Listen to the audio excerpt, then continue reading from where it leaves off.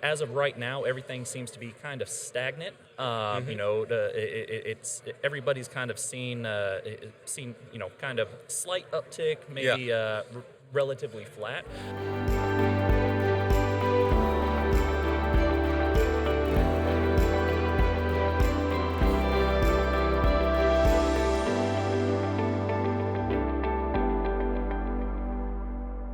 We're live from Miami at the Staffing Industry Analysts Executive Forum.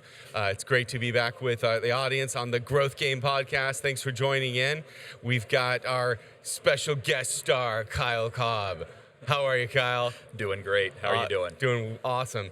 Thanks for joining us. Really appreciate it, Kyle. Absolutely. Happy to be here. So you've been working in staffing and helping staffing companies for years. Tell me, how did you get into doing what you do now? And tell the audience what you do for staffing companies. Yeah, absolutely. So I got my first start in the staffing space. I actually was on the carrier side. Okay. Wrote work comp for staffing companies and also PEOs. Got it. That was back in 2016. Okay. Came on with a predominant work comp carrier in the space. So really cut my teeth in staffing Sure. right there. And just recently, actually, as of April of last year, I moved over to the broker side and joined forces with Gallagher. So Got it. I'm now part of the Gallagher group of companies. Yeah. I'm kind of heading the staffing practice. So Okay. Gallagher's always had a presence, in the PEO and staffing space, but we kind of come together and form a true practice group. So Nice. It's trying to obviously gain some traction and take on the role of leading the staffing practice group. Got it. So Sounds good. Interesting. So talk to me a little bit about where are you seeing the most need for staffing companies? Are you seeing specific growth in certain areas? Are you seeing specific needs in certain areas? What are you seeing in the market here going into 25? Yeah, so obviously, I mean, there's a lot of change going on, obviously, from a political standpoint, Yeah. as well as just the general landscape in the staffing industry. So, Sure. I think as of right now, everything seems to be kind of stagnant. It's everybody's kind of seen kind of slight uptick, maybe relatively flat. But I would suspect that as we progress throughout 2025, that we're going to start seeing some uptick, some more need in the temp space, specifically in that light industrial space. Sure. The ag space. Some of those. And some of your clients are getting excited about Exactly. seeing that return and growth. Absolutely. They're all projecting growth. Absolutely. That's good. Absolutely. Good. So, which is good Yeah. because years past past couple years, Yeah. the It's been a outlook has tough been 4 or 5 years. It has, and It's not like some there of was the, some any of the projections- international world challenge that went by or anything. Nothing at all. No. So it's good. I think seeing the market kind of return to Yeah. its glory, so to speak, and start to project some major growth. So it's exciting. Do you see any specific geographies that are really doing better than others? So.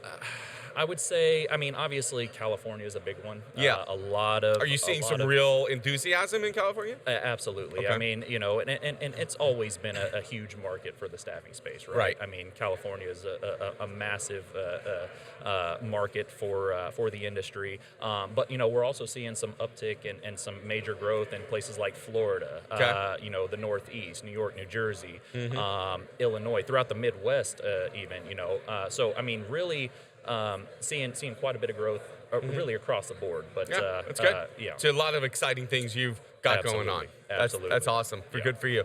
Talk to us a little bit about California. Now, there's been such an interesting challenge there over the years with workers' comp, specifically for PEOs and for staffing. There's been a fair amount of, I would like to say, gray market and maybe even some black market issues. Talk to me about what are you seeing right now in the marketplace for workers' comp, for staffing, and PEOs in California? So, I mean, the tough thing about California is obviously, the carriers' misconceptions of, anytime they see California, they automatically think fraud. Or they associate it with, high litigation rates, right? Right. So, you get a lot of, obviously, carriers that are a little hesitant to, Yeah. to to really take a deep dive and write some of that, you know, call it gray, blue collar type risk out in California. I think, though, you know, we're seeing a little bit of some broader underwriting appetites. You know, there's obviously the work comp market is soft. So, you know, we're seeing some more carriers, you know, willing to write some of that stuff, whereas, you know, maybe 5-6 years ago they maybe weren't really playing in that space. So, I think the outlook is good. You know, I think that we're starting to see, you know, maybe a little less.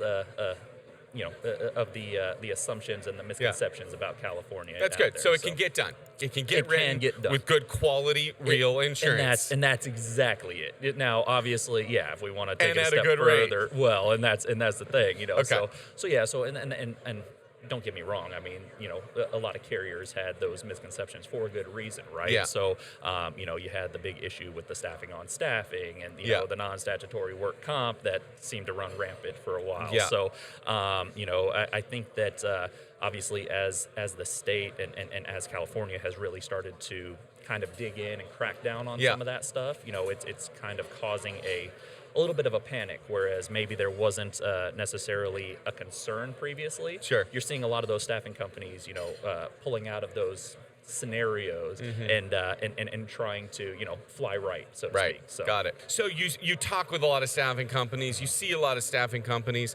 If you, since we're always talking about mimicking growth patterns or mimicking specific tactics that help accelerate staffing growth, if you're working with a prospect or a client, and you see these two things, what are the top two things that you see where you go, you know what, my commission's going to increase because this person's going to keep growing? Like what are the patterns that you see are almost always inclusive of staffing companies that are growing? So I think...